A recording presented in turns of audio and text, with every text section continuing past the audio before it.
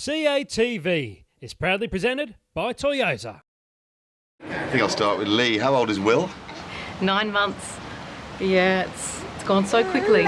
He's got his mum's blue eyes, has he? Well, I've been told he looks a lot like Daddy, actually. I've been told Mini Shane, but... A little bit of a mixture. I don't know if that's a good thing or a bad thing. Yeah, I know, exactly right. It's a week now, almost a week, since what you call the greatest day of your cricketing life. What's the week been like? It's been a week that I always dream of being able to sort of savour in. I'm still on a high. To think that we've won the Ashes at home in 3 Test matches is still an amazing feeling. Is this as relaxed, Lee, as you've known him for a long time? Without a doubt. Without a doubt, definitely. Oh, Will obviously makes him relax. Every time he's with Will, he's relaxed, but it's been such an incredible week, hasn't it? For so many reasons. Oh, didn't you like the week as well? No, it's been very good. You wouldn't have seen your dad yet, but you will one day, because it's there in history. The moment when he goes to 100 and his arms reach the sky. What was going through your head then? Yeah, just like that. Oh, look, I was just trying to clear my mind. That's been one of my issues throughout my career is not clearing my mind through the 90s especially, and when I'm getting closer to 100. So I suppose I was just trying to just not have any thought at all until I was able to get that ball that was lucky enough on my hip to get it down to fine leg.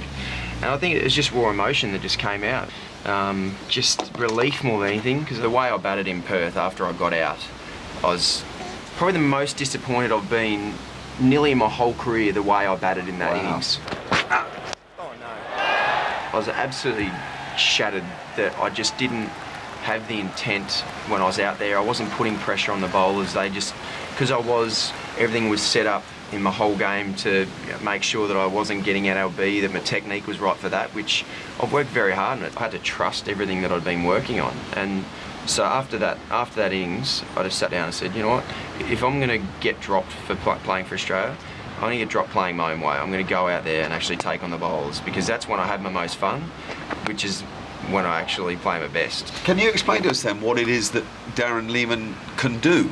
Because, I mean, it's hard for an outsider to see how you could be so changed as a team. Well, one was just bringing back the fun element to it all. It was for a year or so, it was very regimented. It was all very serious, which it is playing for your country, no doubt. You want to. It is pretty. There's high stakes going on, especially when you're playing in an Ashes series, for example. But cricket is a game, so you've got to enjoy it. If you're not enjoying it, then it makes it much more difficult to be able to, I think, to have success. Yeah. So Darren Lehmann made sure, one of the first things he said to us is, I'm going to make sure this is the time of your lives. And immediately things just, it was like there was a big weight lifted. Yeah. So that's one of your leaders. The other's Michael Clarke, with whom there have been publicised differences before, so much so that it reached a pretty bad stage in India, and you came home. And you said that you were considering your future in the game. Is that fair, or was that a momentary reaction? No, it was a momentary reaction, there's no doubt, but India was certainly was the low point of my Australian career. To feel like I'd done something bad enough which warranted me getting suspended from a test match certainly was a low point in my life. And I was very emotional that time. I was also on the flight back to see a little boy, Will, born as well. So there's a lot of emotions that were flying around at that stage. So it certainly wasn't a great environment at all. And we certainly weren't having fun either. We weren't playing good cricket. We weren't improving at all. When you came home, were you in a hospital, or what was the... I wasn't. I was actually, I was at home knowing that I had news a couple of days before that everything was progressing a lot quicker than we sort of expected. And at that particular time, I know you hadn't scored runs for a while, so I said to Shane, why don't you stay over there and play the test match? But when I had that phone call, I was thinking, okay, it's time to come home now. One door closed and one open. Yeah. That's right. It's amazing how life works, isn't it? I suppose the twist of fate in that regard, because Lee and I had talked about that 3rd test match, and Lee wasn't going to say anything if things did progress. I was going to play that 3rd test match in India, and that meant that in the end I would have missed the birth of my little boy if I played that 3rd test match. So it's amazing how the twist of fate works, and I was able to see the most amazing thing I've ever seen in my life, seeing a little fella born. There is a suspicion that you have been too self-absorbed, and that does two things. One, it leads to rumours about you within a team environment, which clearly aren't evident now. But two, that it doesn't allow you to branch out and maybe the cricketer you could be. Are they fair?